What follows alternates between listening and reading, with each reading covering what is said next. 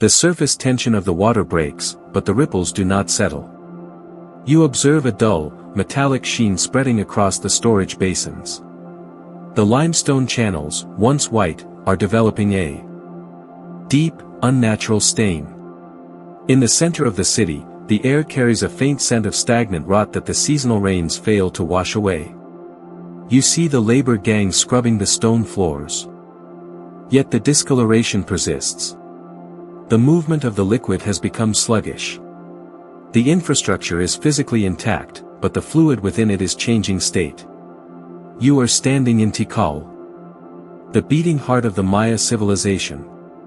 This is the Maya water system, a hydraulic masterpiece that sustained millions in a landscape with no natural rivers. You are looking at the most sophisticated reservoir network of the ancient world, a feat of engineering that turns seasonal rainfall into a year-round engine of absolute power. It is the single point of failure for a superpower that dominates the rainforest. This system is designed to be a permanent victory over nature. It is the one thing that cannot be allowed to fail, yet it is currently transforming into a delivery mechanism for a silent catastrophe. The response to the contamination is an obsession with aesthetic and structural purity. You watch as the ruling elite orders the application of massive quantities of cinnabar, a vibrant red pigment, to every ritual surface and palace wall. They build higher, paving over the earth with thicker layers of plaster to capture every stray drop of rain. They expand the reservoirs, carving deeper into the bedrock even as the sediment at the bottom becomes increasingly toxic. They are pouring more wealth and more labor into the very basins that are betraying them. The harder they work to secure the water, the more effectively they seal their own isolation. The reservoirs are full, the stone is polished, and the city is dying from the inside out. You stand atop the temple of the Great Jaguar, looking down at a city that has effectively solved the problem of survival. In a karst landscape where the earth swallows water like a sponge, the Maya have achieved a terrifying level of efficiency. Every square meter of the city, the plazas, the causeways, the temple flanks, is pitched at a precise angle to catch the tropical downpour. You are witnessing a paved ecosystem where nothing is wasted. The rainwater is funneled through gravity-fed gutters into massive, lime-lined reservoirs. This is the peak of hydraulic engineering. A closed-loop system that converted a hostile jungle into a predictable, high-output machine. But efficiency is a predator that eventually hunts its host. You realize that by perfecting the collection of water, the Maya have simultaneously perfected the collection of everything else. The same sleek, plastered surfaces that move water so quickly also capture every particle of debris, every drop of organic waste, and every gram of architectural runoff. The system is so efficient that it has no bypass, it lacks the waste of a natural river that would carry toxins away. In a natural forest, the soil acts as a filter. Here, in the heart of Tikal, the soil has been replaced by an impermeable skin of stone and stucco. There is no filtration. There is only accumulation. As you track the flow of energy, you see the hidden cost of this perfect design. The more the city grows to accommodate its success, the more surface area it creates to catch pollutants. Every new palace and every expanded plaza increases the volume of water, but it also increases the density of the toxic load entering the reservoirs. The system is incapable of distinguishing between life-giving rain and lethal runoff. It is a rigid, high-performance engine that cannot be throttled down. The Maya have built a trap of their own making, a structural commitment to a single source of life that has become a concentrated reservoir of metabolic waste. You observe the water level rising in the central basins, shimmering under the sun, yet the biological markers in the sediment tell a different story. The very infrastructure designed to stave off the drought is now holding the city hostage to its own cleanliness. The system cannot simplify, it can only intensify. The more water they collect, the more toxins they concentrate, turning the foundation of their power into a chemical ticking clock. The achievement of total efficiency has stripped the city of its Last defense, the ability to fail gracefully. The visual landscape of the city is a testament to an escalating war against decay. You look at the massive facades of the central district and see a world saturated in deep, pulsating red. This is not a choice of beauty, but a desperate application of power. The elite have coated their architecture in cinnabar, mercuric sulfide. Every time the rain hits these crimson surfaces to replenish the reservoirs, it leaches the heavy metal directly into the drinking supply. You see the scribes and the priests walking through halls where the very walls are shedding a poison that cannot be smelled or tasted. The system is designed to celebrate the divine, yet every ritualized expansion of the city's glory increases the lethality of its blood.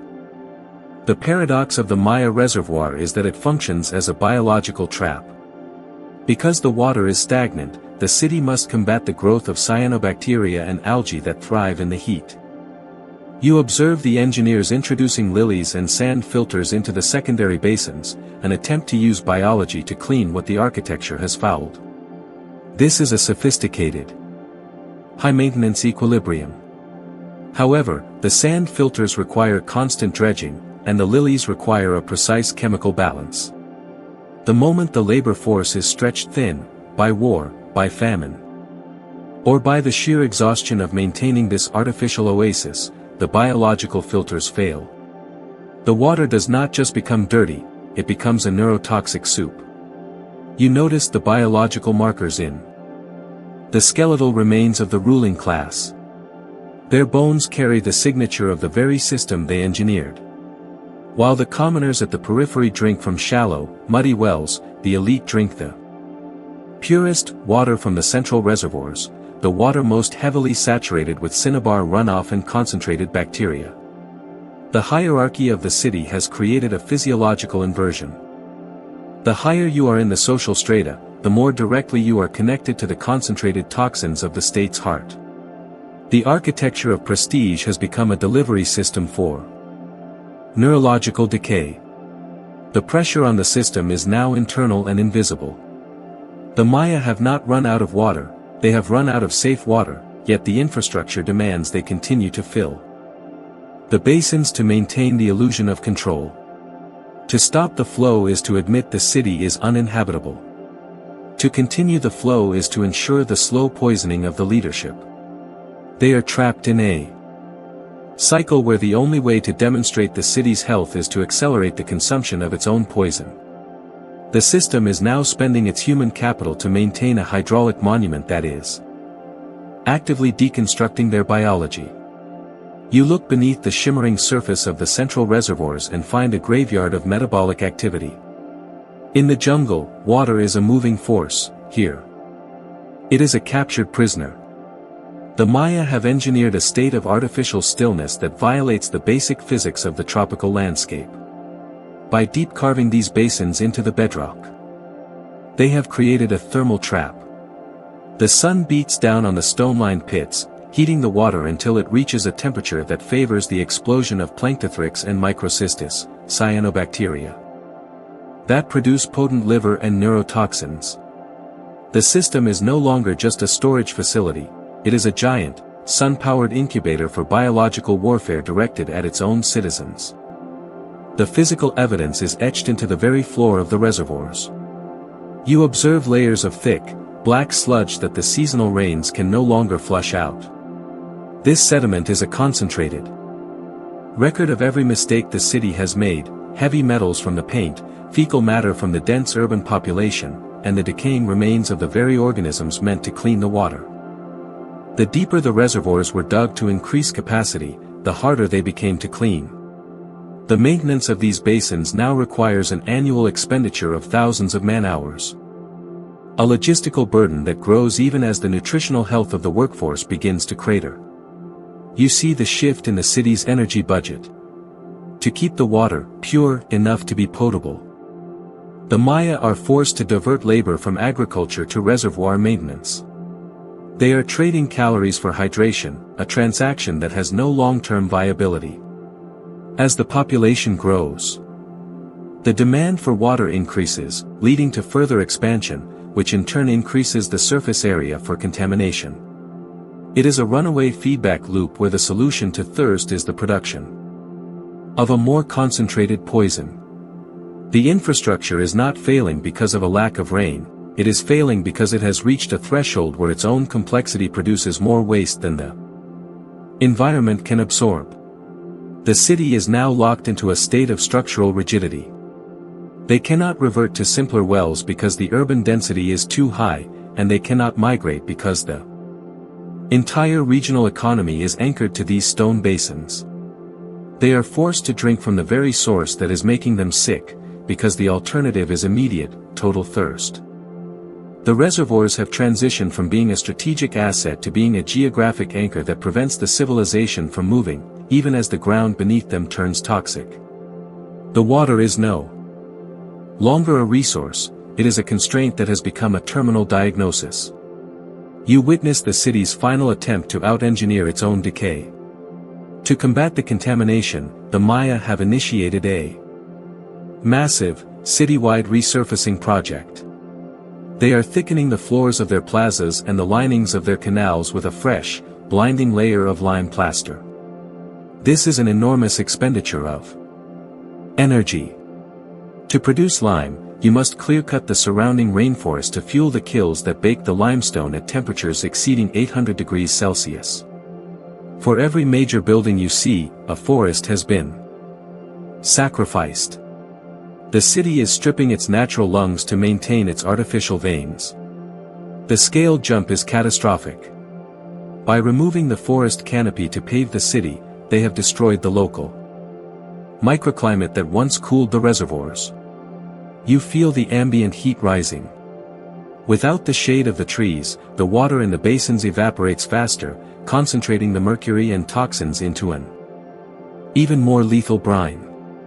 The very act of sealing the city to keep the water clean has triggered a local heating effect that makes the water turn toxic more rapidly. It is a system-wide contradiction. The more they invest in the protection of their infrastructure, the more they degrade the ecological engine that sustains it. The architecture is now under visible stress. As the forests vanish, the soil begins to erode, clogging the sophisticated drainage channels with silt. You see the labor gangs working around the clock to clear the blockages, but they are fighting a losing battle against gravity and geology. The system was designed for a pristine environment, but its own existence has created a scarred, dust-heavy landscape. The maintenance cost of the perfect reservoir has reached a point of diminishing returns. The energy required to keep the channels open is now greater than the caloric energy the city's shrinking hinterlands can produce. The Maya have entered a state of terminal rigidity. They are trapped in a cycle of maintenance-driven collapse, where every available resource is funneled into preserving a status quo that is actively killing them. They cannot stop paving, because the mud would swallow the city. They cannot stop burning the forest, because they need the lime. They are no longer building for the future, they are burning the future to survive the afternoon. The infrastructure has become a parasite, demanding more from the environment than it provides to the people. The city has become a machine that consumes its own environment to produce a poison it is forced to drink. You observe the physiological collapse before the structural one. The city's inhabitants are no longer the robust builders of the early era. The biological markers in the dental enamel of the youth reveal a terrifying trend: chronic mercury poisoning and severe nutritional stress. Because the central reservoirs are the only source of hydration during the grueling 5-month dry season, the toxic load is not a one-time event, but a seasonal ritual of self-destruction. The nervous systems of the ruling class are fraying. The very people responsible for the complex calculations of the calendar and the logistics of the state are suffering from tremors, cognitive decline, and vision loss. The brain of the empire is rotting. This is the hidden cost of the system's rigidity. When the leadership becomes cognitively impaired by the water they drink, their ability to manage the increasingly fragile infrastructure vanishes. You see the irrigation schedules slipping. The labor quotas are mismanaged. Decisions that once took days now take months, or are never made at all. The complexity of the water system requires a high level of constant, precise intervention, but the water itself has degraded the human capacity to provide that intervention. The machine is still running, but the operators are losing the ability to understand the controls. The scale jump from the individual to the institution is now complete. The perfect reservoir has created a biological feedback loop that punishes the center of the hierarchy. In most collapses, the elite are the last to suffer. Here, they are the first to be poisoned by their own exclusivity. The commoners, who were forced to live further from the grand plazas and drink from smaller, less efficient ponds, are actually more resilient. The social structure is being hollowed out from the top down. The central nervous system of the city is failing, leaving the massive stone body of Tikal to move by habit alone, unable to adapt to any new external shock. The city has reached a metabolic breaking point where the maintenance of the hierarchy is no longer physically possible. The energy spent trying to hold the social order together is being neutralized by the chemistry of the water. The system has become so heavy, and its leaders so weak, that the slightest shift in the environment will not just damage the city, it will shatter it. They are holding their breath, waiting for a rain that will only bring more of the same poison. The civilization is now a ghost machine, powered by a fuel that ensures its own permanent silence. The final phase of the system's life is characterized by a haunting stillness. You walk through the Great Plaza and notice that the maintenance gangs have disappeared. The lime plaster, once blindingly white, is cracking under the relentless tropical sun. Without the constant scrubbing and resurfacing, the jungle begins its surgical re-entry into the city's heart.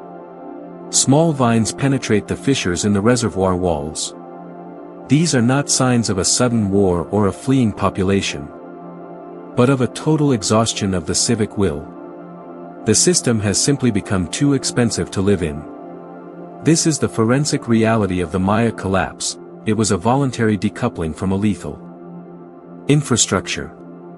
You see the evidence in the household trash heaps located on the outskirts of the city. The people did not die out all at once, they moved. They abandoned the perfect reservoirs for the inefficiency of the forest. They chose the uncertainty of shallow wells and seasonal streams over the guaranteed poison of the stone basins. The millions who once gave their labor to build these monuments have realized that the city is no longer a refuge, but a tomb. The central nodes of power are being bypassed. The scale of the failure is visible in the architecture of the final years. You see half-finished temples where the scaffolding was never removed. The elite, those who survived the neurological decay of the mercury, found themselves presiding over a hollowed-out shell. They had built a world so rigid that when the population withdrew its labor, the city could not downscale. It could only crumble. The reservoirs, meant to be the eternal source of life, are now stagnant, black-bottomed pits of neurotoxic sludge. The city is a masterpiece of hydraulic design that has been rejected by the biology it was supposed to serve. The abandonment is the ultimate failure of the system that could not simplify. Because the Maya could not find a way to make their cities less complex or their water less toxic, the only remaining move was total systemic exit. They walked away from centuries of accumulated infrastructure because the cost of staying had become a death sentence. The jungle did not conquer the Maya, it simply reclaimed the space once. The Maya could no longer afford to hold it against the chemistry of their own success. The stone monuments remain, but the fluid that gave them meaning has become a permanent, silent warning. You stand today among the ruins, where the forest has finished its slow-motion digestion of the stone. To the untrained eye, the collapse looks like a victory of nature over man, a simple story of drought and overreach. But the soil layers under your feet tell a more disturbing story. You are walking on a landscape that remains chemically altered over a millennium later. The mercury that leached from the cinnabar walls is still there, trapped in the reservoir sediments, a heavy metal ghost that refuses to decay.